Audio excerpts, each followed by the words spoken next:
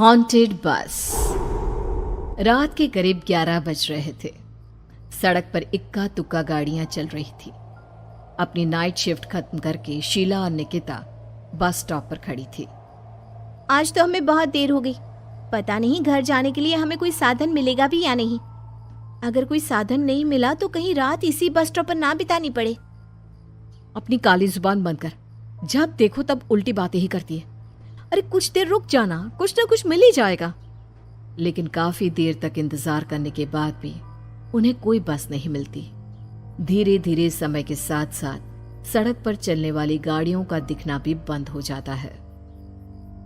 अरे ये देख, अब तो सड़क पर एक भी गाड़ी नहीं दिख रही। दूर दूर तक गाड़ी और किसी इंसान का नामो निशान नहीं है। एक काम करते हैं, वापस अपने ऑफिस चलते हैं। हम दोनों आज रात वहीं गुजार लेंगे। देख, तुझे अच्छी तरह पता है 10 बजे के बाद चौकीदार ऑफिस के मेन गेट पर ताला लगाकर अपने घर चला जाता है। ऑफिस जाने का कोई फायदा नहीं है। इस सुनसान सड़क को देख मुझे बहुत घबराहट हो रही है। एक काम करना, उसी चौकीदार के घर चलते हैं। वो भी तो परिवार वाला है। हम बेफिक्र होकर आज रात उसके घर पर रुक सकते हैं। अरे पागल, चौकीदार 10 बाई 10 की खोली में रहता है। उसके 4 बच्चे हैं। भला वो हमें अपने घर में कौन सी जगह देगा। अब तू ना ये बेकार की बातें बंद कर और चुपचाप खड़ी रह। शायद कोई लिफ्ट ही मिल जाए। फिर काफी देर इंतजार करने के बाद आखिरकार एक नीले रंग की बस उनके सामने आकर रुकती है। बस का दरवाजा खोल कंडक्टर उन दोनों से कहता है, कहिए कहाँ जाना है आप दोनों को? देखिए मेरी पूरी बस खाली पड़ी है। मैं आप दोनों को आपके ठिकाने पर छोड़ दूंगा। इतना कहकर कंडक्टर मुंह में भरे पान की पिचकारी सड़क पर दे मारता है। निकिता, लोगों का कहना है कि कुछ महीने पहले इसी तरह अंधेरी रात में एक नीली बस के अंदर कुछ बदमाशों ने एक जवान लड़की की हत्या कर दी थी। इस बस का रंग भी नीला है। कहीं ये वही बस तो नहीं? कंडक्टर शीला की बात सुन लेता है और मुस्कुराते हुए कहता है, देखिए मेम साहब, उस घटना के बारे में मैंने भी सुना है। माना कि उस बस का रंग और मेरी बस का रंग एक है, लेकिन दुनिया में नीले रंग की एक ही बस तो नहीं है ना। हाँ, ये तो सिर्फ एक इत्तेफाक है। देखिए हमारी बस में एक मेम साहब पहले से ही बैठी हैं, चाहे तो आप देख लीजिए। निकिता गर्दन उठाकर देखती है तो बस के पीछे वाले हिस्से में एक लड़की कंबल ओढ़े बैठी हुई थी। सही तो बोल रहे हैं भैया, बस में पहले से एक लड़की बैठी है। चल अब हम भी बैठ जाते हैं, वैसे भी बहुत देर हो गई है। अरे ठहर जाना निकिता, मुझे डर लग रहा है। अरे तुझे इतना ही डर लग रहा है तो तू यहीं खड़ी रहे, मैं तो चली। अरे तुम मुझे छोड़कर कहाँ जा रही है? मैं भी चलती हूँ। दोनों बस में जाकर बैठ जाती हैं। देखते ही देखते ड्राइवर बस को तेज रफ्तार में चलाना शुरू कर देता है। तभी शीला की नजर पीछे वाली सीट पर अकेली बैठी लड़की पर पड़ती है। उस लड़की की लाल आंखें और उसका आधा जला हुआ चेहरा देखकर शीला घबरा जाती है। सुन निकिता, हमारे पीछे जो लड़की बैठी है ना, उसकी आंखें एकदम खून की तरह लाल और चेहरा किसी चुड़ैल की तरह डरावना दिख रहा है। अरे छोड़ ना, कौन कैसा दिखता है? मुझे इन सब बातों में कोई दिलचस्पी नहीं है। मैं थोड़ी देर झपकी लेना चाहती हूँ, इसलिए अब तू अपनी बड़बड़ बंद कर प्लीज। बेफिक्र निकिता अपनी आंखें बंद करके बैठ जाती है। दूसरी ओर बस जंगल के रास्ते में पहुंची है। चारों तरफ घना अंधेरा और साथ ही जंगल में मौजूद जंगली जानवरों की डरावनी आवाजें शीला को और भी ज्यादा डराए जा रही थी। थोड़ी ही देर में बस एक बरगद के पेड़ के पास से गुजरती है। तभी अचानक बरगद की डाल पर बैठी एक बिल्ली कूदकर खिड़की के रास्ते शीला की गोद में आ गिरती है। मर गई रे, बचाओ मुझे, कोई बचाओ। शीला के चिल्लाने की वजह से निकिता की आंख खुल जाती है और वो भी घबराकर इधर उधर देखने लगती है। तभी पीछे वाली सीट पर बैठी लड़की उठकर शीला के पास आती है और बिना कुछ कहे उस बिल्ली को शीला की गोद से उठा उसे सहलाते हुए अपनी गोद में लेकर वापस अपनी सीट पर जाकर बैठ जाती है। अरे शीला, तू तो बहुत ही डरपोक है। जरा जरा सी बात पर उछल पड़ती है। मैं कल से अकेले ही सफर करूंगी। अरे मैं क्या करूं? वो बिल्ली अचानक मेरी गोद में आ गिरी। अपनी बकवास बंद कर और मुझे चैन से सोने दे। इस तरह शीला को डांटकर निकिता फिर सो जाती है, पर तभी अचानक एक झटके से ब्रेक लगाकर ड्राइवर बस को रोकता है।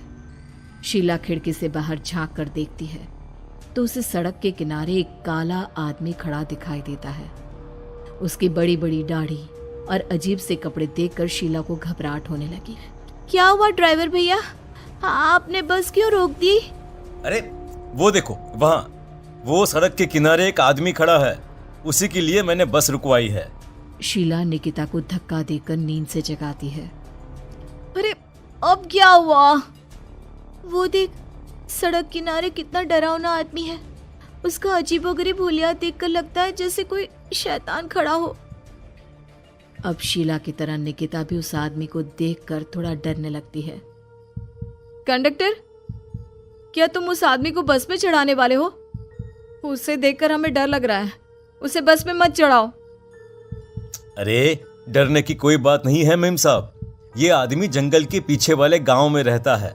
ये रोज इसी वक्त मेरी बस में बैठकर पड़ोस वाले गांव में जाता है, और वैसे भी ये बेचारा गूंगा है। अगर आप लोगों को डर लगता है तो मैं इसे ड्राइवर के बगल में बिठा देता हूँ। ओह अच्छा, ठीक है। फिर कंडक्टर का इशारा पाते ही वो आदमी बस में सवार हो जाता है। ड्राइवर दोबारा एक्सीलेटर पर जोर देकर बस को आगे बढ़ाता है। थोड़ी ही देर में बस एक घाटी पर चढ़ती है। बस के एक तरफ गहरी और डरावनी खाई थी, पर ड्राइवर को इस बात से कोई फर्क पड़ता नजर नहीं आ रहा था। वो लगातार बस की रफ्तार बढ़ाकर बस चलता जा रहा था। ड्राइवर भैया, आप देखते नहीं क्या बगल में इतनी गहरी खाई है? बस की रफ्तार लगातार बढ़ाए जा रहे हो, थोड़ा धीरे चलाओ ना। अरे मेम साहब, घबराने की कोई बात नहीं है, ये तो मेरा रोज का काम है। मैं तो यहाँ इसी रफ्तार से बस चलाता हूँ। अब बेफिक्र होकर अपनी सीट पर बैठ जाइए, आपको कुछ नहीं होगा। ड्राइवर के कहने पर निकिता शांति से बैठ जाती है। कुछ दूर चलने पर अचानक ड्राइवर बस को सड़क के किनारे रोक देता है। शीला एक बार फिर खिड़की के बाहर झांक कर देखती है, लेकिन इस बार उसे कहीं कोई दिखाई नहीं देता। अरे अब क्या हुआ? तुमने बस क्यों रोक दी? यहाँ तो दूर दूर तक कोई भी नहीं दिखाई दे रहा। ड्राइवर उसकी बात का कोई जवाब नहीं देता, पर कंडक्टर बोल पड़ता है। ये हमारी फेवरेट जगह है, हम अपने सारे अच्छे काम यहीं पर करते हैं। अब हमारा प्रोग्राम खत्म होने के बाद ही बस यहाँ से आगे बढ़ेगी। इतना कहते ही कंडक्टर सीट के नीचे रखी एक शराब की बोतल निकालता है। अरे ये सब क्या है? तुम्हारे बस में सवारी बैठी है, उन्हें घर पहुंचाने की जगह तुम यहाँ सड़क के बीच में बस रोककर शराब पियोगे? बस में लड़कियों के बैठे हुए भी तुम्हें ये सब करते हुए शर्म नहीं आती? कंडक्टर कोई जवाब नहीं देता और मुस्कुराते हुए शराब पीने लगता है। तभी ड्राइवर और दूसरा आदमी भी कंडक्टर के साथ मिलकर शराब पीने लगते हैं। निकिता, मुझे इन तीनों के इरादे कुछ ठीक नहीं लगते। हमने इस बस में बैठकर बहुत बड़ी भूल कर दी। तू घबरा मत, मैं हमेशा अपने पर्स में छोटा सा चाकू रखती हूँ। उसके रहते ये तीनों हमारा कुछ नहीं बिगाड़ पाएंगे। देखो गज्जू भैया, हमारी बस में इस समय 3 जवान लड़कियां बैठी हैं। कहो कहो सबसे पहले किसका शिकार किया जाए? मैं तो कहता हूँ कि सबसे पहले वो जो पीछे अकेले जो बैठी है ना, उसे पकड़ कर लाओ। उसके बाद इन दोनों का प्रोग्राम फिट करेंगे। ठीक है, जैसी तुम्हारी मर्जी।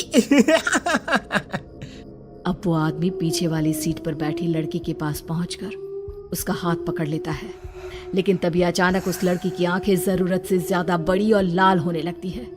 उसका चेहरा गुस्से से लाल और उसके मुंह से नुकीले दांत दिखने लगते हैं। अरे अरे अरे ये क्या? ये लड़की अचानक इतनी खतरनाक कैसे बन रही है? इतने में वो लड़की उस आदमी को उठाकर वहीं सीट पर पटक देती है। मुझे हाथ लगाएगा, तेरी इतनी हिम्मत!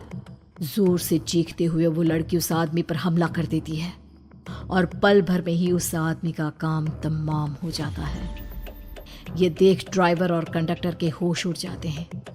इतने में ड्राइवर अपनी जान बचाने के लिए तुरंत बस से बाहर कूद जाता है। पर तभी बस के पीछे की तरफ से तेजी से आ रहा एक ट्रक उसे कुचल कर चला जाता है। एक ही पल में अपने दोनों साथियों की मौत देख अब कंडक्टर के हाथ पैर कांपने लगते हैं। ये सब देख निकिता और शीला के भी होश उड़ जाते हैं। वो चुपचाप अपनी सीट पर ही छुप कर बैठी रहती हैं। अरे अरे अरे कौन हो तुम और तुम इतनी भयानक कैसे बन गई? अब वो लड़की गुस्से में गुर्राते हुए कंडक्टर का गला पकड़ लेती है। इतनी जल्दी मुझे भूल गए? कुछ महीनों पहले तुम तीनों ने बड़ी बेरहमी से मेरी हत्या की थी और फिर शहर छोड़कर भाग गए। कई दिनों से मैं तुम तीनों के इंतजार में भटक रही थी। आज जाकर मेरा बदला पूरा होगा। अब तू भी अपने साथियों की तरह जहन्नम पहुंच जाएगा। अब वो लड़की कंडक्टर को उठाकर बस के पास मौजूद खाई में फेंक देती है। कंडक्टर एक बड़े पत्थर से जा टकराता है और उसकी भी मृत्यु हो जाती है। दूसरी तरफ ये सारा नजारा देख शीला और निकिता बेहोश हो जाती है। अगली सुबह जब उन दोनों को होश आता है तो वो अपने आप को एक सरकारी अस्पताल में पाती